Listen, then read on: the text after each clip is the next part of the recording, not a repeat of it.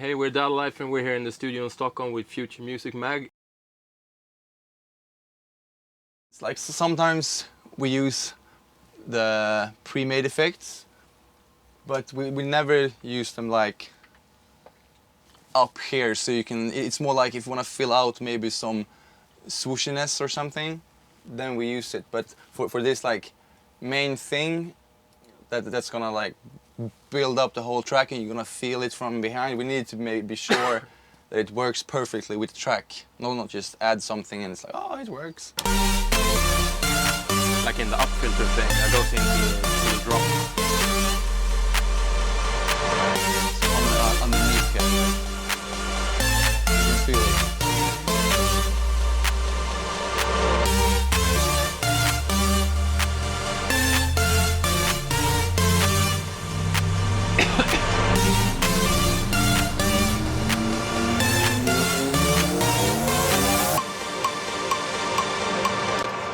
And it's just a normal FM synthesizer. And FM is really good to use for this kind of up filter thing, because you can use like a simple sound and then use the other oscillators to make it like break or whatever you want to call it. Like in this case, like in this up filter or whatever you want to call it, I think there's a like a white noise going on as well, right? Yeah, we got.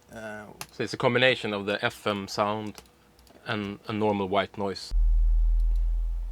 Is that noise from a synth or? Just a sampled white noise, plain white noise. Yeah, this no effects or anything on it. Like it's just white noise. so the actual bottom end comes from the FM and some overtones as well, and then like a normal white noise to to make it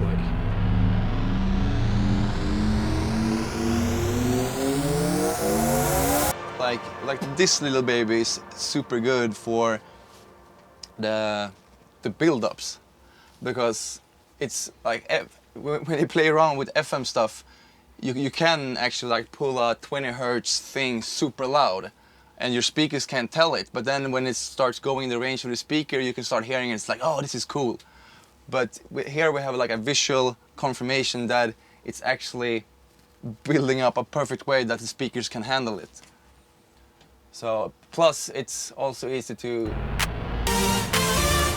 like monitor, because you don't want, or at least we don't want like the whole spectrum to be super full before the drop, and when the drop comes it's just like it loses stuff. And I don't know, it's good to have the ears and the visual confirmation about that. especially when you're working a lot with a track, because you get tired of it, and then you might have like check on the analyzer for a little while and then listen again and then check on the analyzer for a little while, so it kind of goes back and forth. It's also with like the high ends, because we listen to a lot of demos that we get, like production demos from people that send us to us, and it's just like when we play some tracks, like dogs come and knock on the door, because it's like so much stuff going on in the high end that's just like you can't hear this. It just ruins everything. And it's the same for the bottom end. It's just like, oh.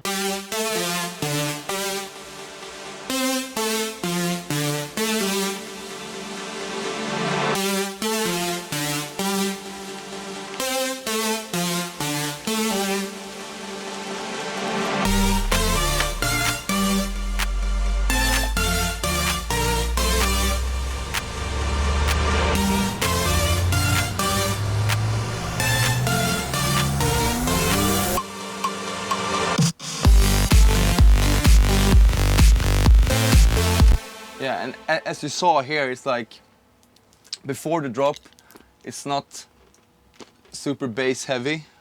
It's just like keeps itself here, and the high ends is almost the same as when it kicks in, which I know for us, like the drop, for that recipe for us works so nice. It just like hits so hard, and that's so important. And this is more like the bottom of the kick drum that is laid here. The fundamental for the kick. Yeah. That's where the real power comes from. What range is that?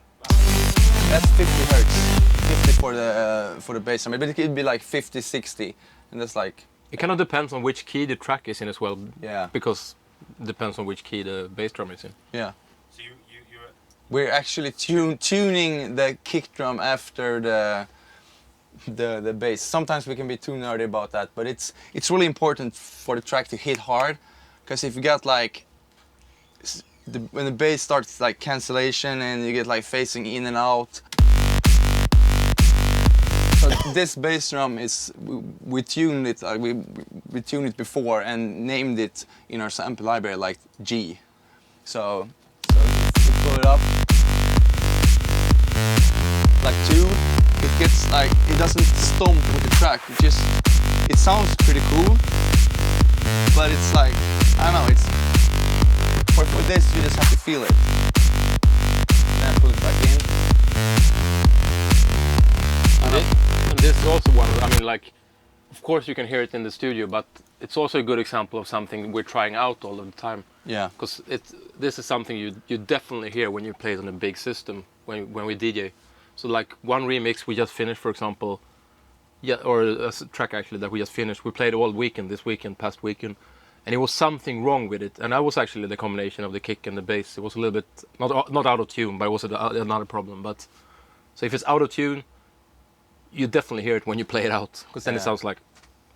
So what would be your tips? How do you spot that? I know it's kind of like No, you have to listen and spot. The thing is, the funny part is, it's like sometimes when it's perfect in theory, it's like this one is perfect in G and that one sits perfect. It could still sound like shit. So it's like if we detune it to +1 and it sounds perfect, then we're gonna use it because it sounds perfect, but it's not perfect in theory. But most of the other times it works okay. So the tip would be listen. Yeah, listen. Which is kind of hard, but it's like that, because sometimes the kick can be like tuned like a fifth from the key of the track, for example. Try to get that right from the beginning, because like everybody knows how when you build a whole track, and in dance music it's like the bass drum is such an essential thing. At least for us, you can't just like I take a next one, because it changes the whole character of the track and how it's driven. If something is wrong with the whole feeling of the track and it's hard to say what it is, Yeah. it might be worth checking the tune of the kick drum, because that might be like changing that.